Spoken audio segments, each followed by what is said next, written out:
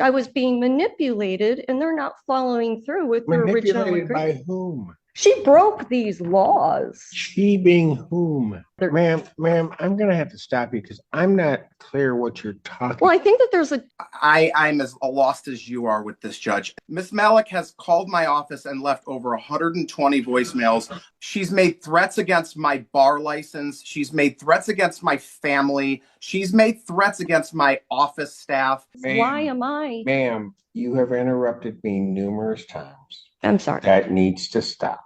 Could you please a little courtesy where this is concerned, please? You've not granted me any courtesy in terms of your talking. Why should I grant you any? I feel swindled. This is hands down one of the wildest court hearings I've seen in a while. This Karen storms into the courtroom like she owns the place and just refuses to stop talking. Even after Judge Simpson snaps on her multiple times, she keeps running. Her mouth throwing shade and acting like the judge is just some random guy she's beefing with on Facebook. It's unreal. Eventually, Judge Simpson has enough and kicks her out of the courtroom. And the best part? The reason she's even in court is because she's a squatter who refuses to move out. Like, seriously? Let me know in the comments if you think Judge Simpson was too easy on her because, honestly, I would have kicked this clown out in 2 minutes flat. Alright, let's dive in and watch this. Karen get absolutely humbled by Judge Simpson. Hello. Hi, how are you? I don't know.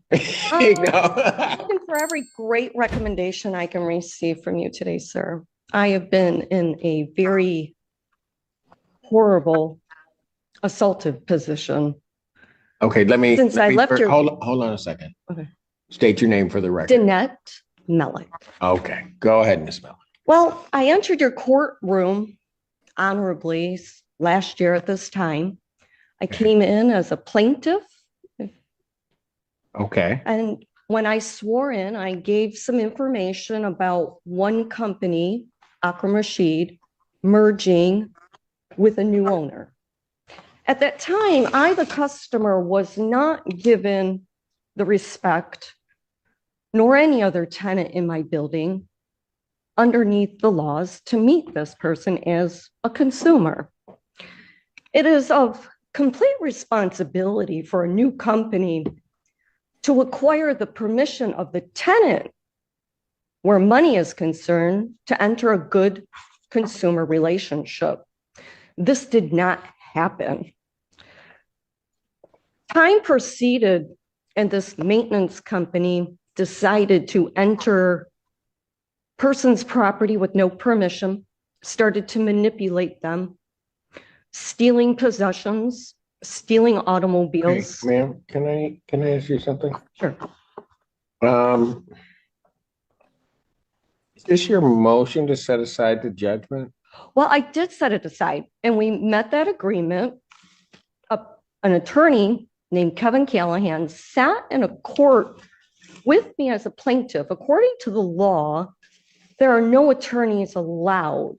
So I tried to motion in at the end of August because I recognized. Hold on, no attorneys allowed where? When I first met with you, Your Honor, I went into a small claims. And I was underneath the impression through the courses of the law that there were no attorneys allowed in a small claim. So something kind of got jangled up. I presented charges. Ma'am, hold on. Okay. Okay, because I want to make sure that I've got everything in front of me.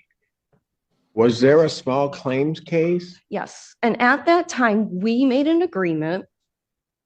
Go ahead. That after August, which was Akram Rashid's current lease, that there were not supposed to be any changes to, yet that wasn't the case. I would be on a month to month. I raised my right hand. Kevin Callahan, yourself, and I made that agreement. He swore to me, my mother, which then reported it to my banks. I reported it to my private attorneys in New York City that managed my work. And I contacted the courts. I talked to him verbally over the phone from his office in St. Clair Shores. And he stated to me that I swear, you're going to receive that sheet of paper. I waited. and I waited and I waited.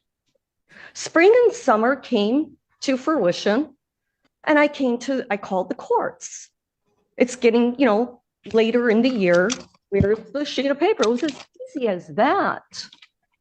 There was no failure of me to make the payment. I still have the finances set aside. I feel like they are trying to retaliate against me because I've continued to make reports. She's really out here talking about retaliation, like she's the victim, while living rent-free on a month-to-month lease like it's a Netflix subscription. Make it make sense, because I'm seriously struggling. This lady is giving full-on Chihuahua energy, loud, jittery, and 100% convinced she's running the room. Age doesn't even matter. Some people hit adulthood and never upgrade from toddler. Logic, let me know in the comments. What kind of dog would you say this Karen is? Because right now, she's somewhere between a yappy terrier and a hairless show poodle with a superiority complex. Also, shout out to the poor lawyer in the corner of the screen. This man looks like he's silently screaming while being forced to co-sign pure nonsense. You can see the regret in his eyes, and quick real legal tip: retaliation only applies when there's a protected action involved. It doesn't count just because you've been a nightmare tenant with Wi-Fi. Which is my sole discretion. I have the right to do that. Between the Michigan State Police that were called on numerous occasions by other. Ma'am, I'm going to have to stop you because I'm not clear what you're talking. Well, I think that there's a position here where there's charges that he wanted to dismiss, but because he did not fulfill the obligation that he promised me, by August, I was being manipulated, and they're not following through with their original agreement. Manipulated by whom? I, yourself, and Callahan, last January coming into February, we sat in the Zoom conference. I presented the paperwork that was unorthodox. Judge, if I may, can I have information on this. I can. And this change of ownership will not affect your lease agreement. She put unless otherwise indicated in your current signed lease. Well, unless otherwise means I can't do what I'm claiming I'm going to do. She broke these laws. She being whom? EJ, Elizabeth Jefferson, who claimed to be a property manager that no one had ever met.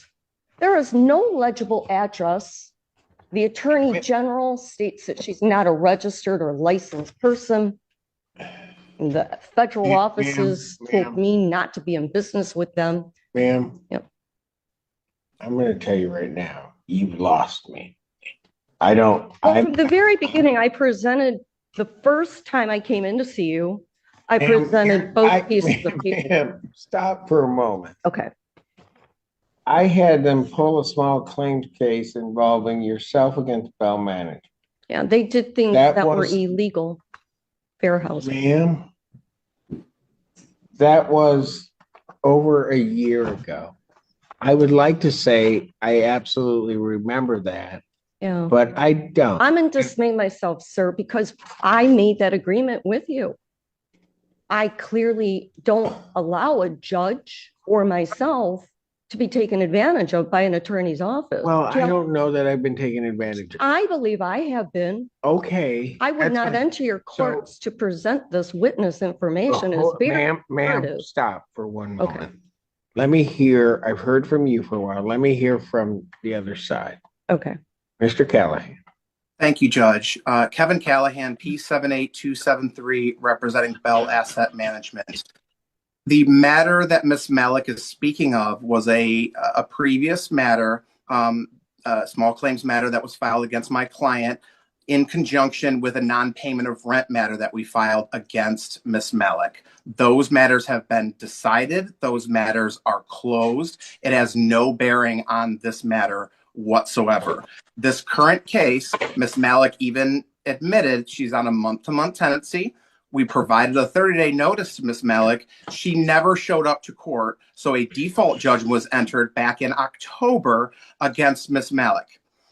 We subsequently filed a writ of eviction. That writ was signed by Your Honor, and now we get this motion to set aside that default 2 months after the default was entered, alleging that no attorney present and it was against her rights. And I'm as lost as you are with this, Judge. There's no basis to set this judgment aside. Ms. Malik is a month-to-month tenant. She has to vacate the property. However, I will say for the record, because I'm not going to let my reputation possibly be besmirched on the record here of doing anything illegal or improper, Ms. Malik has called my office and left over 120 voicemails accusing me of crimes under the federal law that don't exist, made threats against me, my family. Ms. Malik, I allowed you to speak. Please allow me to speak. She's made threats against my bar license. She's made threats against my family. She's made threats against my office staff. It has been deplorable what my staff has gone through with Ms. Malik over a situation that is a simple month-to-month termination, and Ms. Malik refuses to leave the property. Okay, now I'm confused. Because this high-ranking good reb lawyer is saying that this perfectly polished Karen, who claims she's never done a single thing wrong in her life, is actually out here threatening him, harassing staff, and refusing to leave the property. Someone help me out. How does that add up? Oh wait, it's almost like she was lying the entire time. Shocking. I know. Honestly, I just feel bad for people like this lawyer and the landlord. They're stuck, dealing with human barnacles, squatters who've mastered the art of weaponizing tenant rights like it's some twisted game of legal Pokemon. They drag their feet, file bogus paperwork, and play the victim like they're caught up in a nationwide conspiracy theory. And the worst part? In some states, you literally can't remove them without wading through months of legal red tape. They're like slugs, but louder, more entitled, and somehow protected by housing laws written before reality TV was even a thing. Just asking for that judgment to stand and the writ to stand so that my client can move forward. The property. I never made any threats to anybody's family. I never made any threats to anybody. I did call the office. I asked him for the sheet of paper that he promised. He said he would give me a month to month after August. I said, what is going on? I said, give me the oral confirmation or the written confirmation, and I'm going to continue to pay the money from August onward. I asked your court, I said, may I please have the sheet of paper? Ma'am. I did not threaten anybody. Okay, fine. I don't know anything about that. And I'm not. if he made an agreement about a month to Ma'am, month, why am I? Ma'am, you have interrupted me numerous times. I'm sorry. That needs to stop. I did not threaten anybody. Okay, Okay. fine. Always Just two sides to deplorably the story. Rude. But the reality here is you're before the court challenging, you're asking me to set aside a judgment and to stay the writ. She then told me, she flip-flopped with me 3 times. She put another sheet of paper underneath my door, asking me, E.J. Jefferson. Ma'am, She that asked has me if I nothing. abandoned my Ma'am, unit. ma'am. Then she tried to take the money out Ma'am, 3 okay, times ma'am, in I'm gonna, September you know and what I'm gonna do, October. ma'am? Here's what I'm gonna do. But there was no order. Ma'am, I'm gonna pass She the matter. asked me to move Quit out. interrupting me. Yeah, she's still Quit trying to take the money. interrupting me. That's warning 2. On the third one, I act.